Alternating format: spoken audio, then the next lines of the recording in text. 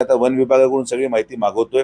संगमनेर आणि राहाता तालुक्यामध्ये ज्या पद्धतीने बिबट्यांच्या हल्ल्यामुळे लहान बाळ मृत्युमुखी झाले त्या विरोधात मी एक जनहित याचिका दाखल करणार आहे। त्याचा माझा अभ्यास पूर्ण आता होत आलेला आहे आणि या जनहित याचिकेमध्ये माणसांना मारायला बिबट्याला परवानगी पण बिबट्याला मारायला माणसांना परवानगी नाही या विषयावर आपण मोठ्या वकिलांचे सल्ले घेतोय आणि मला विश्वास आहे की माननीय न्यायालय या गोष्टीची दखल घेऊन बिबट्याला हे ज्या पद्धतीने एंडेजर्ड स्पीशीजच्या कॅटेगरीमध्ये आहे। हजार बिबटे इथं उपलब्ध आहेत, एंडेजर्डचा विषयच राहिलेला नाही आणि आज ज्या पद्धतीने मृत्यू होऊ राहिले तर मॅन इटर किंवा माणसांना मारणाऱ्या बिबट्यांना मारण्याची परवानगी मिळावी अशी जनहित याचिका आम्ही दाखल करणार आहोत। जर पाहिलं तर साई संसार ॲक्शन मोडवर आले, पोलीस प्रशासन देखील आता ॲक्शन मोडवर आले, मात्र अजूनही खूप काही करण्याची आवश्यकता आहे असं वाटते। नाही, प्रोसेस आहे। बऱ्याच एखाद्या जुन्या गोष्टीवर घाण जेव्हा साठते, धूळ साठते तर ते साफ करायला वेळ लागतो, त्याला जुने डाग असतात। धूळ जरी साफ केले तरी डाग मिटत नाहीत, डाग कालांतराने मिटतात। आज मला आनंद या गोष्टीचा वाटतो की पोलीस प्रशासनाने कारवाई केली, PI सस्पेंड झाला, PIची बदली झाली, नवीन PI आलेले आहेत, प्रोटोकॉलमध्ये नवीन आता गाड्यांचं वर्गीकरण झालं। संस्थांनी देखील ट्रॅफिकसाठी आपले काही सुरक्षा कर्मचारी देण्याचा एक पुढाकार घेतला।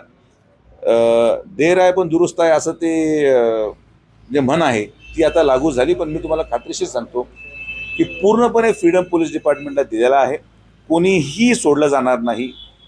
मग ते वाहतूक शाखा असेल, रिक्षाचे प्रत्येक ड्रायव्हरचं त्या ठिकाणी पोलीस व्हेरिफिकेशन, गाड्यांचं फिटनेस आणि प्रत्येकाला वाहतूक शाखेचा बॅच दिल्याशिवाय रिक्षा यापुढे चालणार नाही, तो एक निर्णय प्रशासनाने घेतला। तर मला वाटतं एक आठवडा द्यावे आपल्याला पूर्णपणे अतिक्रमण मुक्त आणि प्रशासनयुक्त शिर्डी पाहायला मिळेल। जे लक्झरी बसेस आहेत त्यासाठी स्वतंत्र पार्किंगची व्यवस्था देखील 100%, कारण वाहतूक कोंडी वारंवार त्या लक्झरी। आता प्रशासनाने SP ऑफिसला पत्र पाठवलेलं आहे, हाईट रिस्ट्रिक्शन बॅरिकेड लावण्यासंदर्भात हायवेला त्याची परवानगी 2 दिवसाला हाईट रिस्ट्रिक्शन केली जाईल।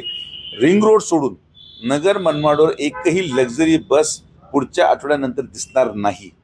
ज्या पार्किंग सुनियोजित आहेत त्याच पार्किंगला जावं लागेल। काही लोकांचं आर्थिक नुकसान होईल, पण लोकांच्या आर्थिक नुकसानापेक्षा समाजहित हे गरजेचं आहे। तो निर्णय आता माननीय नामदार राधाकृष्ण विखेपाटील साहेबांनी घेतलाय आणि तो निर्णय घेऊन आम्ही आता पुढे जाणार आहोत। गुन्हेगारी वाढत आहे, तसा प्रत्यय देखील त्या दुर्दैवी घटनेमुळे झाला। आज टोकन पद्धत जी आहे ती साईबाबा संस्थांना लागू केली, तुमच्या मागणीला यश आलंय काय? नाही, मला आनंद या गोष्टीचा वाटतो की साईबाबा संस्थान विश्वस्त व्यवस्थेने टोकन सिस्टम जी केली, म्हणजे जो भक्त आता दर्शन रांगेमध्ये असेल त्याला जेवणाचं कुपन मिळेल, कोणी डायरेक्ट प्रसादाला जाऊन जेवण करू शकणार नाही। आणि हाच आमचा अगोदरपासून मुद्दा होता। आमचा विरोध कधीही साई भक्तांना नव्हता। जो बाबांचं दर्शन घेईल, दर्शन झाल्यानंतर जो प्रसादाचा आनंद मिळतो तो सगळ्यांना मिळावा। आज येणाऱ्या 2-3 दिवसामध्ये, एक आठवड्यामध्ये आम्ही हे पाहणार आहोत की जी रोजची जेवणाची नोंद व्हायची प्रसादालयामध्ये आणि आज जे फक्त एक्सक्लुझिव्ह म्हणजे पुढचं 1 आठवड्यामध्ये जे साई भक्त जेवणार आहेत, तर साई भक्त आणि रोज जेवणाऱ्यांमधली जी तफावत आढळेल याचा अर्थ तेवढे लोक मोफत त्या ठिकाणी जेवत होते, जे साई भक्त नव्हते पण वेगळ्या वेगळ्या कारणांमुळे शिर्डीत स्थायिक होते आणि ह्या प्रसादालयाचं मोफत लाभ घेत होते।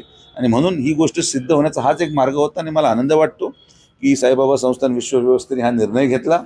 शेवटी दुर्दैवाने जे कर्मचाऱ्यांचा मृत्यू झाला त्यांचे कर्मचारी होते आणि मी त्यांना ठामपणे परवा ही बाजू मांडली की जर तुम्ही तुमच्या स्वतःच्या कर्मचाऱ्यांच्या संरक्षणासाठी उभे राहणार नसाल तर मग मला कुठंतरी आंदोलनाची भूमिका घ्यावी लागेल।